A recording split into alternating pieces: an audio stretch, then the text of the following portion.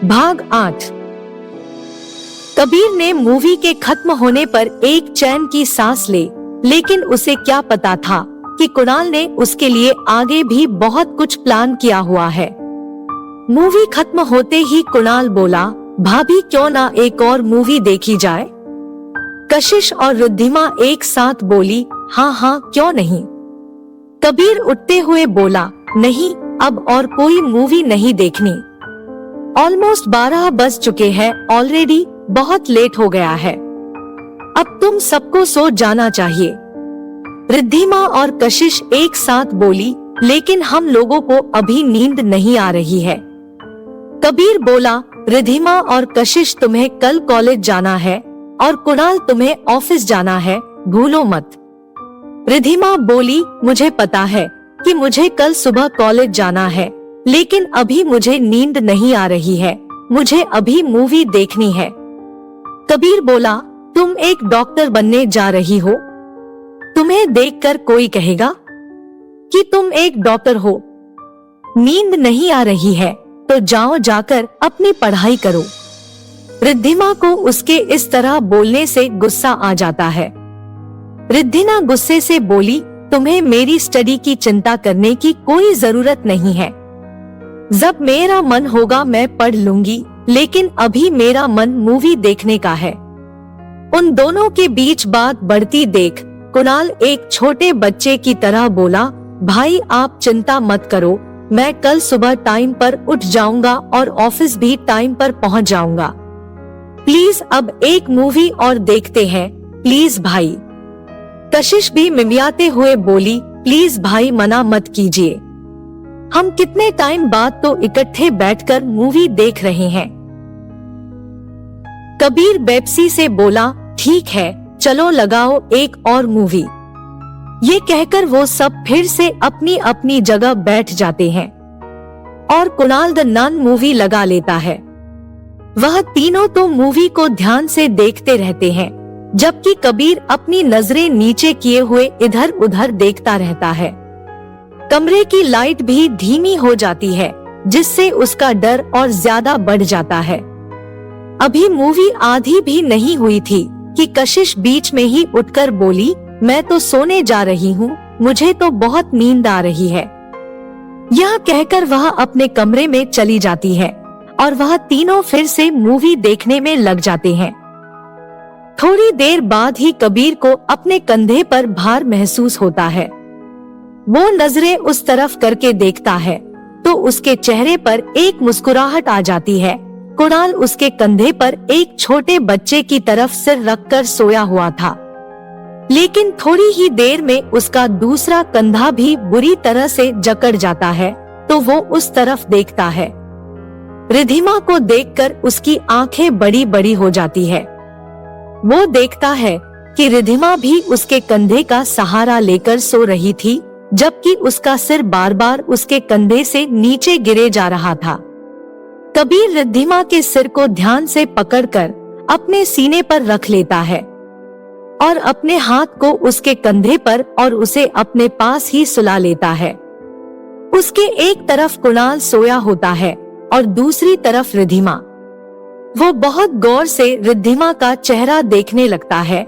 ये पहली बार था जब उसने इतनी नजदीक से रिद्धिमा का चेहरा देखा था। गुलाबी मुलायम गाल, बड़ी बड़ी आंखें, गालों पर डिम्पल, सब कुछ कितना प्यारा था। उसे देखकर उसके चेहरे पर एक मुस्कुराहट आ जाती है, लेकिन उसकी नजरें फिसलकर उसके नरम मुलायम गुलाबी और गुलाब की पंखुड़ियों की तरह कोमल होठों पर चली जाती है। उसके होठों को इस तरह से देखकर उसकी धड़कनें बेकाबू हो चली थी। वह उन होठों को एक बार महसूस करना चाहता था। वह उसके होठों को अपने होठों से एक बार छूना चाहता था। उन गुलाब की पंखुड़ियों का रस पीना चाहता था। ना जाने वो उसे कब तक घूरता रहा और धीरे धीरे करके वह भी नींद की आगोश में चला गया। अगली सुबह सबसे पहले कुणाल की आंख खुली। कुणाल ने जब अपने चारों तरफ देखा तो खुद को थिएटर रूम में ही कबीर के कंधे पर सिर रखकर ही सोता पाया। वो उठ खड़ा हुआ और उसने कबीर की तरफ देखा तो उसने देखा कि रिद्धिमा भी वही कबीर की बाहों में सोई हुई थी। कुणाल अपने मन में बोला, कितने प्यारे लगते हैं यह दोनों एक साथ। भाई के चेहरे पर कितने दिनों बाद ये मुस्कुराहट देखी है। मैं अच्छे से जानता हूँ भाई कि अभी भी आपके अंदर वह पहले वाला कबीर जिंदा है, जिसे सिर्फ भाभी ही वापस ला सकती है। हे भगवान, इन दोनों को हमेशा एक साथ रखना और इन्हें एक हैप्पी कपल बना देना। फिर वो अपनी जेब से अपना फोन निकालता है और उन दोनों की कुछ फोटो धीरे से क्लिक करके अपने कमरे में चला जाता है। अभी सुबह के 5 ही बजे होते हैं, इसलिए वह फिर से बेड पर जाकर सो जाता है। थोड़ी ही देर में रिद्धिमा की आंख खुलती है तो वह खुद को उस स्थिति में देखकर हैरान हो जाती है। वो देख खुद को कबीर की बाहों में सोता पाकर झटके से उठ जाती है, जिसकी वजह से कबीर की भी नींद खुल जाती है। वो बहुत गुस्से से कबीर को देखती है और झट से थिएटर रूम से बाहर चली जाती है। अपने कमरे में आकर रिद्धिमा अपने मन में बोली, मैं रात को उसकी बाहों में कैसे सो गई? मैं तो नींद में भी ऐसा नहीं कर सकती। जरूर उसने ही मुझे नींद में अपने इतने करीब किया होगा, तभी तो मुझे उससे इतनी नफरत है। उसकी ये ही हरकतें मुझे उससे नफरत करने पर मजबूर कर देती है। यह सोचकर वह बेड पर बैठ जाती है और टाइम देखकर फिर से सो जाती है।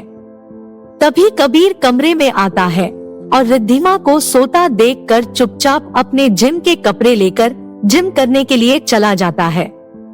कबीर अपने ट्रेडमिल पर दौड़ रहा होता है, लेकिन उसके दिमाग में तो आज रिद्धिमा ही छाई हुई थी।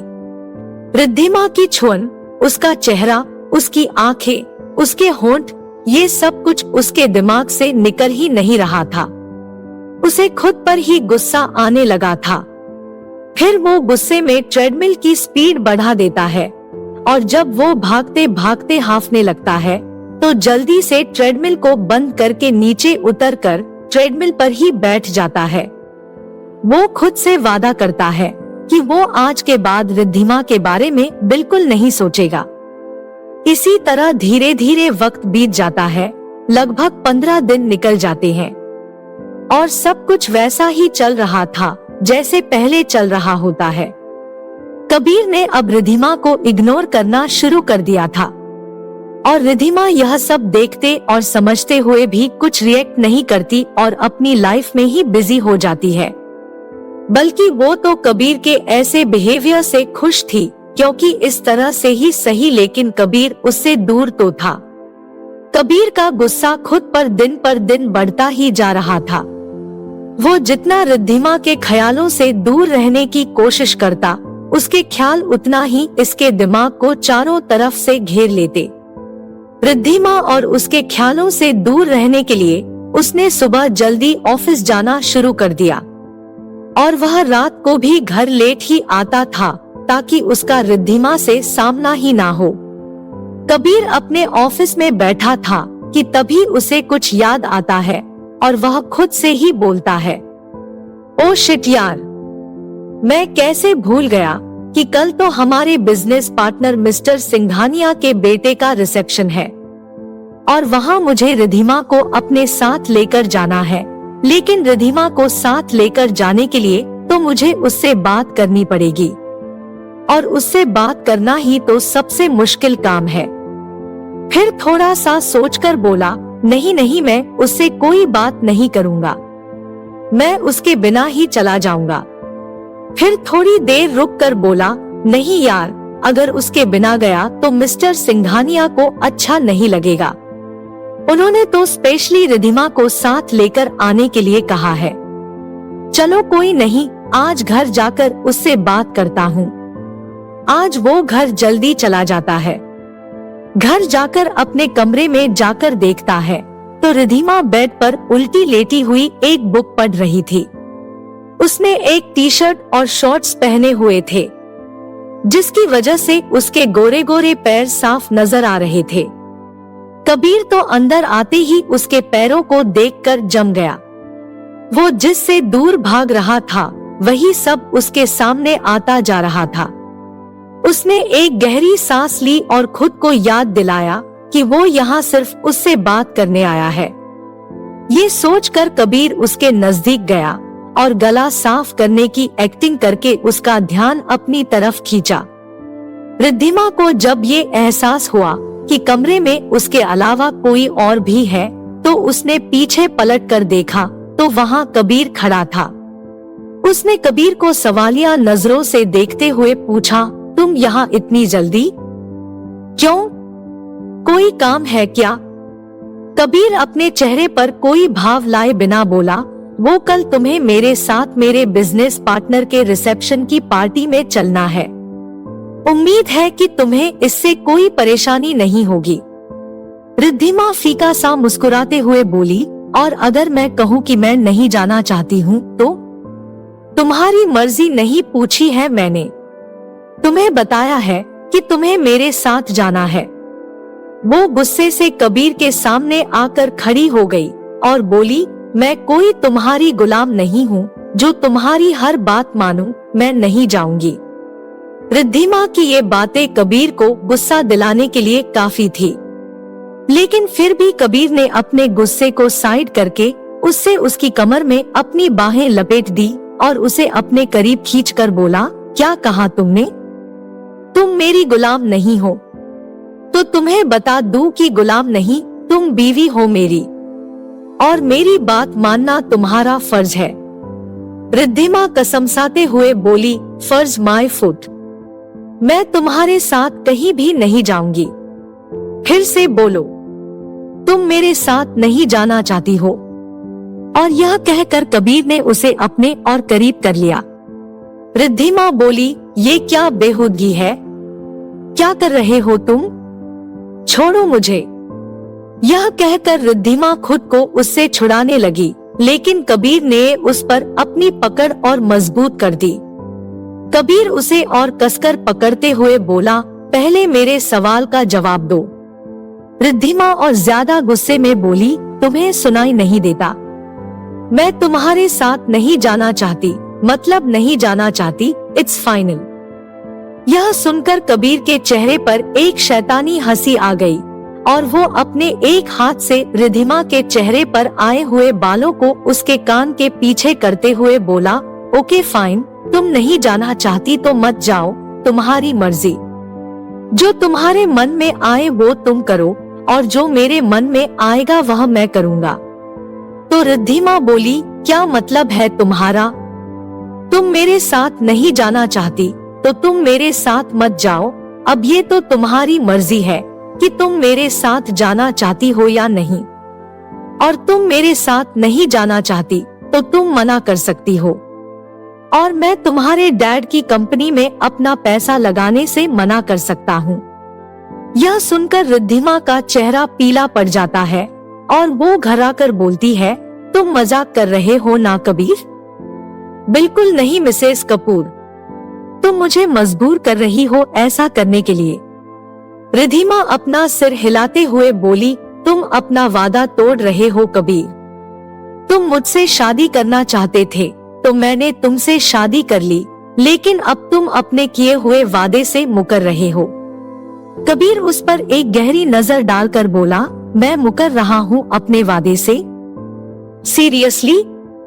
अच्छा तो तुम बताओ कि तुम क्या कर रही हो? तुमने भी तो अग्नि को साक्षी मानकर 7 फेरे लिए थे। मेरा साथ निभाने का वादा किया था। जब तुम अपना वादा तोड़ सकती हो तो मैं क्यों नहीं? तुम मेरे साथ जो करोगी वैसा ही तुम्हें रिटर्न में मिलेगा। तुम शायद भूल गई हो कि मैं एक बहुत बड़ा बिजनेसमैन हूँ और मैं कोई भी घाटे का सौदा नहीं करता। इसलिए अभी वक्त है, सोच लो कि तुम्हें क्या करना है। रिद्धिमा ने हार मानते हुए कहा, सही कह रहे हो कबीर कि तुम एक बिजनेसमैन हो और ये शादी भी तुम्हारे लिए बस एक सौदा है, एक डील है।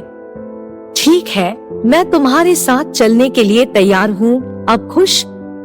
रिद्धिमा की कही हुई बात कबीर को चुभ जाती है, लेकिन फिर भी कबीर ने शरारत से मुस्कुराते हुए कहा, हाँ बहुत खुश। और ये कहकर उसने रिद्धिमा के गाल पर एक किस कर दिया। कबीर के इस हरकत पर रिद्धिमा सन्न रह गई। उसके शरीर में एक सिरहन सी दौड़ गई। कबीर बोला, क्यों? तुम्हें मेरे ऐसा करने से फर्क पड़ रहा है? यह कहकर कबीर ने रिद्धिमा को खुद के बेहद करीब कर लिया और रिद्धिमा ने अपने दोनों हथेलियां दूरी बनाने के लिए कबीर की चेस्ट पर रख दी। कुछ पल के लिए वो दोनों ये भी भूल गए कि अभी कुछ देर पहले वह दोनों एक दूसरे के साथ कैसी बातें कर रहे थे। कबीर ने उसके चिन पर अपनी उंगली लगाकर उसका चेहरा उठाया और उसकी आंखों में देखने लगा। रिद्धिमा भी बस उसकी नशीली आंखों में देखे ही जा रही थी। कबीर धीरे धीरे करके उसके होठों की तरफ झुकने लगा। उसकी सांसें उसके चेहरे पर पड़ रही थी। अपने चेहरे पर कबीर की सांसों को महसूस करते ही उसकी आंखें खुद बंद हो गई। इस वक्त ना तो कबीर को इस बात का होश था कि वो क्या करने जा रहा है और ना ही रिद्धिमा इतने होश में थी कि वो ये सोच सके कि वो कबीर के साथ कहां और कैसी हालत में है। आगे क्या हुआ ये जानने के लिए सुनिए अगला एपिसोड।